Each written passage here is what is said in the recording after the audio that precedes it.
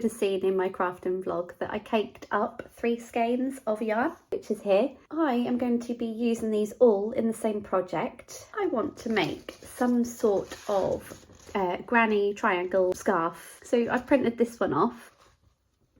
It's a free pattern online. It's called the Unravelled Mitten. Is that the name of the designer? Yeah. The Unravelled Mitten is called the Spring Fling Triangle Scarf. So yeah, I'm going to have a go at this. For today, I'm going to be casting on one of these and making a striped version out of these 3 lovely pink colours. I think you'll agree with me, they are just gorgeous.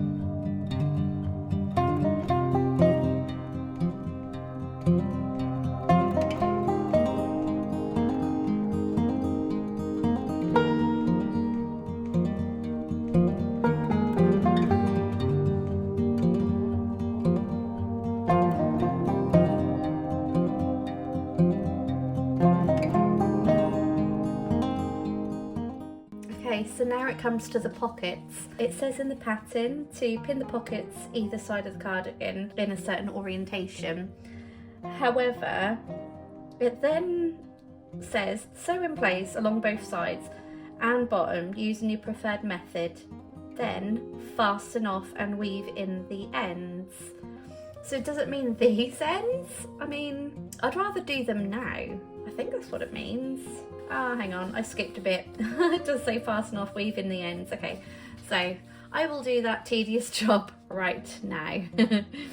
So as I done before on the actual cardigan, I just tied little knots in these. I'm not going to do it too tight because it will, you know, stretch the fabric in the wrong way.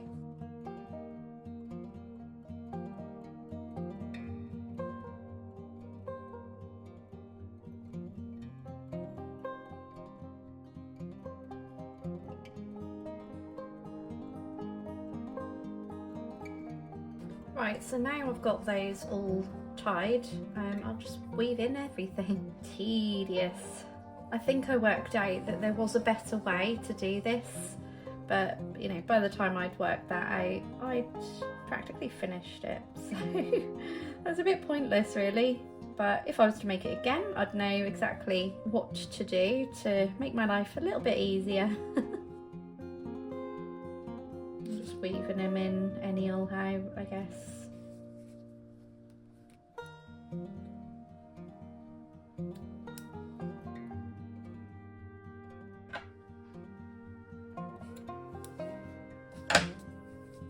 I'm just going to do these very quickly because it's not like this is ever going to show. I'm literally doing this on the inside of the pocket. So if they do unravel a little bit, well, they'll be on the inside of the project, and they are tied, so they shouldn't come undone. Whenever I weave my ends in, I normally go in and out a few times, but just because this is on the inside of the pocket, I'm just weaving in once, I guess. Save myself a lot of time.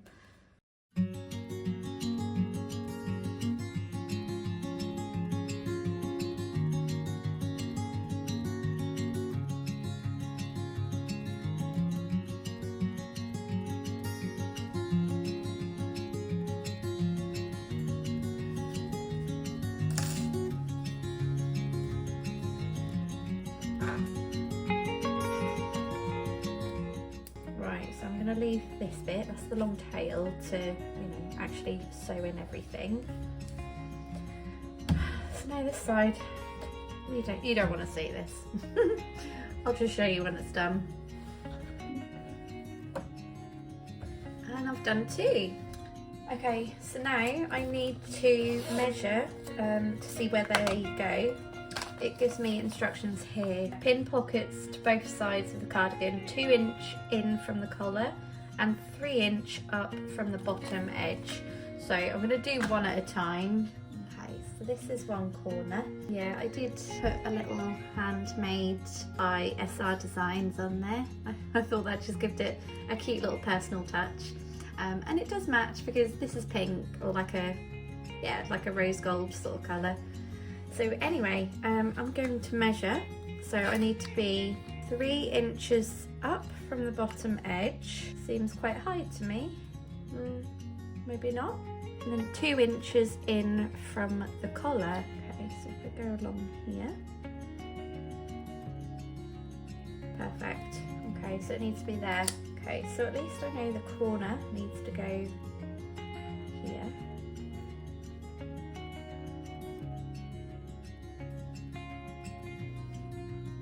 Okay, so I'm happy with the placement of that pocket.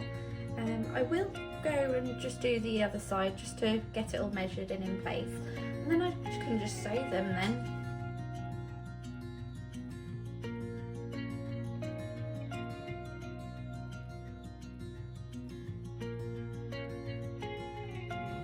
Okay, and that is the second pocket pinned in place. So yeah, I'm gonna probably get a comfy seat and just sew these in. Yeah, how she does it is she goes all the way through the cardigan and comes back up through a stitch and goes in all the way through the back. So she's almost got a bit of an invisible seam, I guess.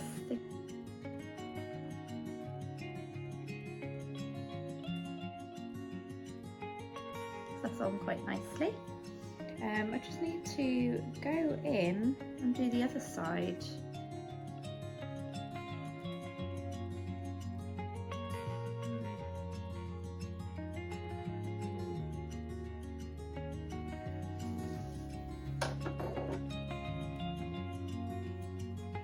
Okay, so that's the side of the pockets.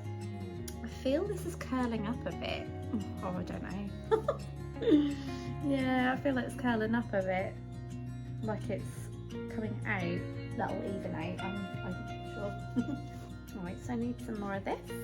Just cut a bit for the moment.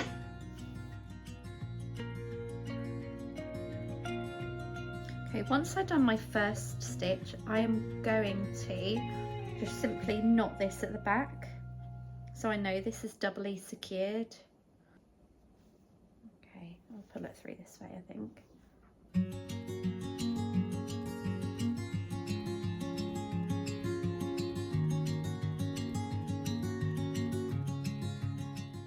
Okay, so that's one pocket done.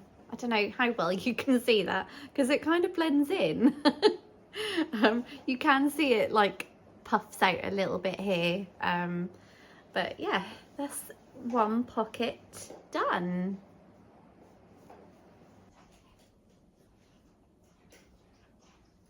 It's done. Oh, finally. Right, so the Magnus cardigan is finished. Yeah, I've sewn on all the pockets. I say all the pockets, there's only 2. But yeah, I'll show you a bit better here. So yeah, that's one pocket, nice and seamless. And then this is the other pocket. So I followed the directions of where to place the pockets. Let's try it on and see how it looks. It's quite a miserable day out there, to be honest. Okay, so I've got the cardigan on, and I don't think I'm going to do what I was thinking I was going to do. So I was thinking of ripping out the collar, the bit that goes around the neck and down the sides, But I don't think I'm going to do that now. I'm done with this cardigan, and yeah, it's done. I've got the pockets on, it's complete. I followed the pattern to the T, and yeah, really happy with it. So I'll stand up once again so you can see where the pockets are.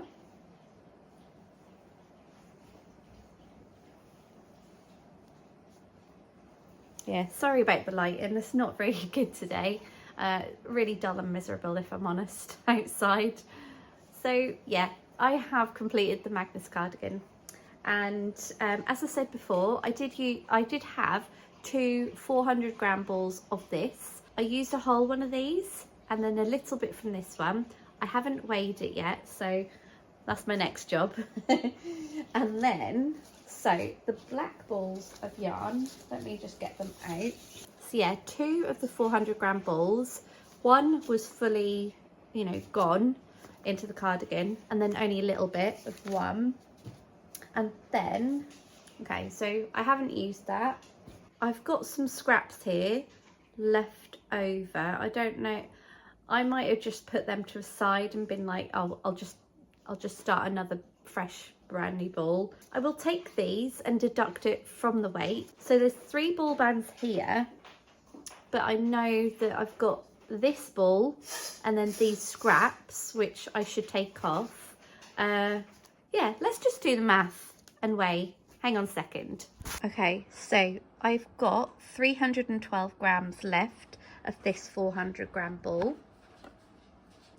And then what's left over here is 60 plus 7. Okay, so that's 67. Okay, so I just did the math, and I used 233 grams of the black and 487 grams of the pink. So it was all in Aran weight yarn. So yeah, in regards to meterage, yeah, I couldn't tell you. I'm not going to do the math on that.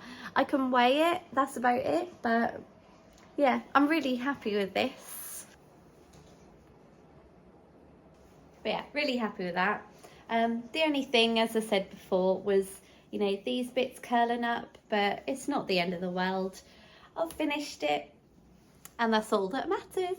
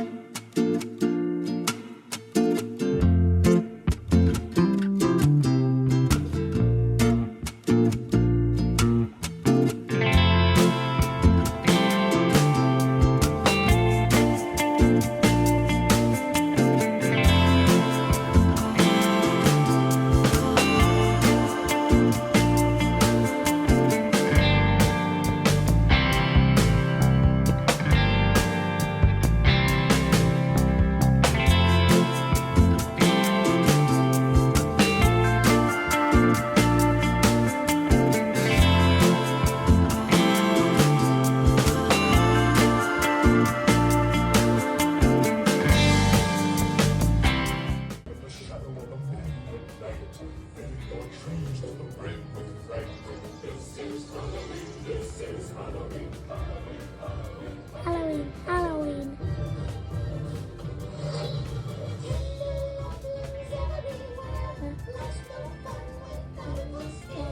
That's our job.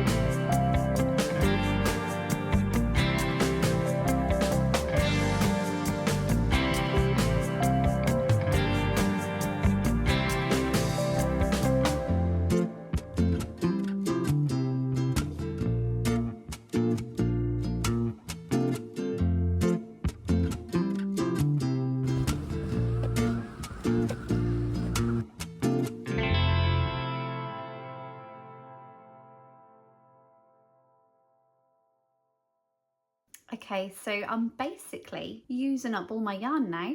If I show you this colour here, Malabrigo Rios English Rose, I have now fully finished that colour. It didn't quite finish a full row, and then I just continued it with the Malabrigo Rios Libra. I think I'm just going to do that. I'm normally a perfectionist, and I would like to finish on a colour and not add in a colour, you know, halfway through a row. However, I want to use up all the yarn. I don't want little balls of scrap just laying around. So I'm going outside of my comfort zone here, I think. And yeah, I've just continued it. I don't know if I show you, where is it? You probably can't even notice. It's just me being a perfectionist. I mean, they're quite a difference in colour, to be honest. Okay, so yeah, you can't really see it because I had to look for that. So if I show you here, you can see here where it started and then it literally finished off. You really, literally can't notice that. But yeah, I want to use up all the yarn, so I'm just gonna continue. So far it has been 3 rows of each colour, and because I'm coming to the end of each ball of colour, you know, I want to use up all the bits. So yeah, this is just kind of teaching me how to not be a perfectionist all the time, and to be honest, you can't even notice it. So today is Valentine's Day, and yeah, I haven't fully completed it like I said I was going to. However, I've just done 2 night shifts, so there wasn't any crafting time. I'm going to be teaching my twin sister how to crochet. So she has crocheted in the past, a bit like me, but she hasn't picked it up in quite a few years, I think. My sister watches my YouTube videos and she's probably become inspired into creating things for herself, which is the whole reason for my channel.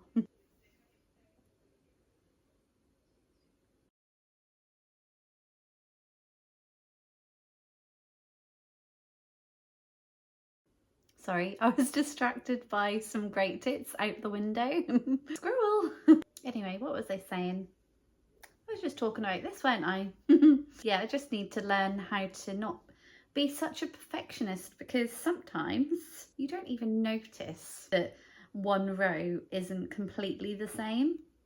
Yeah, anyway, tomorrow I will be teaching my twin sister Emma how to crochet, and she has asked me to learn how to make one of these. I've got a whole stash of DK acrylic yarn, and yeah, I'm going to let her pick through it, pick out the colours, and teach her. I may also do a video on it because I know there's beginners out there who would be like in the same position.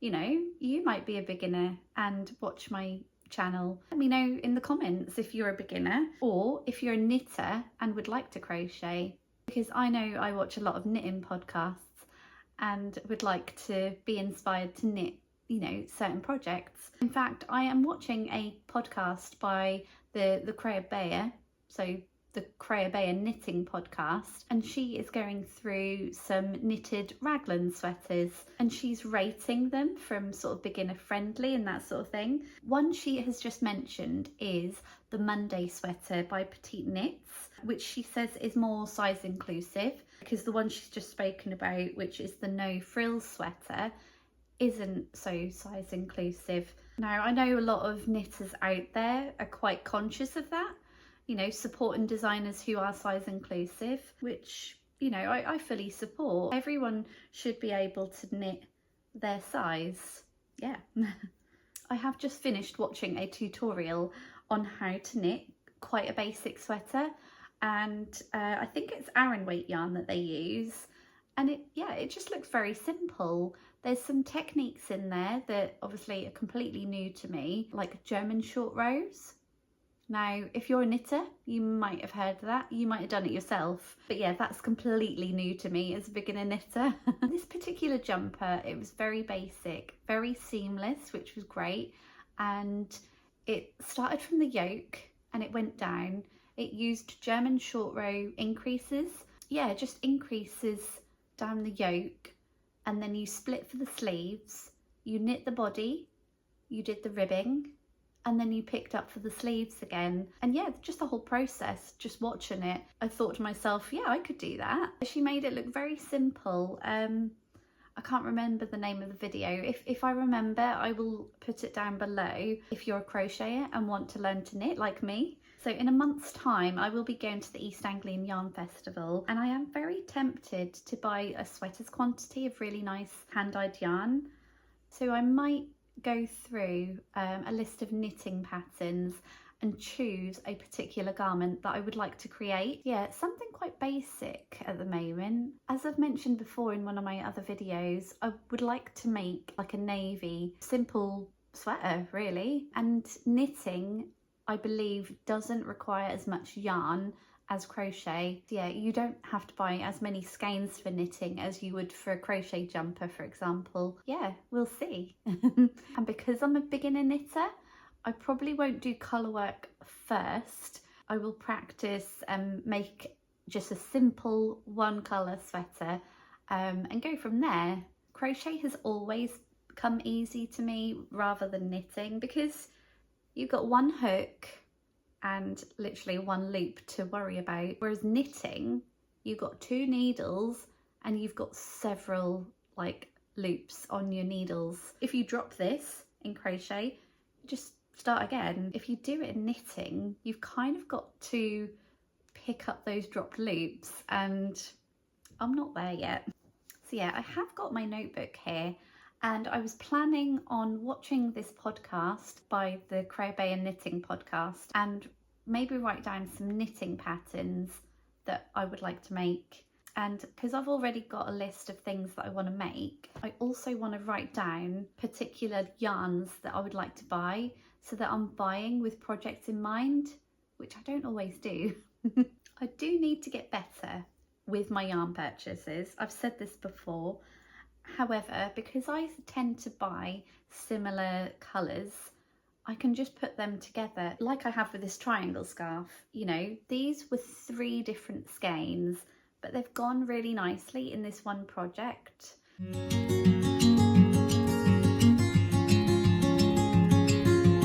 Yeah, I'm currently working on this, waiting for my husband to finish for lunch really. He works from home, so yeah, I'm just waiting for him to finish his call, and then we're going to go to a local cafe. It's only in the village, it's walking distance. But yeah, we've been sort of making time for each other by just having brunch at a local cafe. It's great because both kids are in school now, so yeah, we can make the time, and he works from home, and because I have every Friday off, it's a perfect day for it.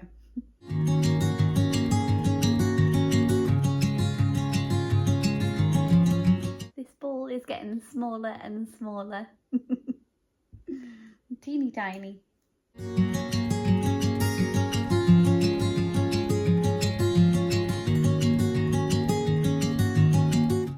Okay, so it's time to add my other ball. So the last one I have is this one, and this one is from Craft House Magic. So I'm just literally knotting them together. I don't know if there's another good way of doing it. I know some people do like a magic knot and that sort of thing, but yeah, I'm just knotting them together and just cutting the tails as close to the knot as I can, double knotting, pull it as tight as I can, so I know that if it ever goes in the wash, hopefully that won't unravel. There we go. Okay, so yarn is attached. I'll just continue until it runs out, basically, and this is my last ball, so we're nearly there. This has only taken me a week to do. Oh, that's perfect. This literally finished the granny cluster. Can you see that? Yeah, that was quite seamless, and it's starting right at the tip, so yeah, that's not too bad. That works quite well for my perfectionism.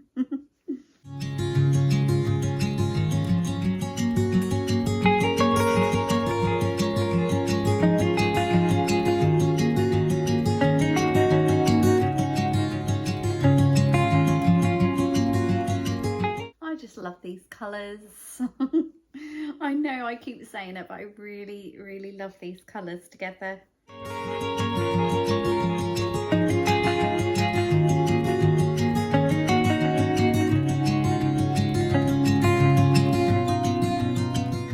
Okay, so I'm coming to the end. I've literally got a few more, granny clusters to do, and I've only got this much left. So I will finish on this corner because I know I don't have enough to go around the whole scarf, like one more time. So this is my last granny cluster. So basically 3 double crochets, chain 1, and then another double crochet. Lovely. And I've got this much left. So I think, yeah, I will literally cast that off here. So as I've done, I've weaved in my tails all the way along. I've literally weaved them in as I've gone along.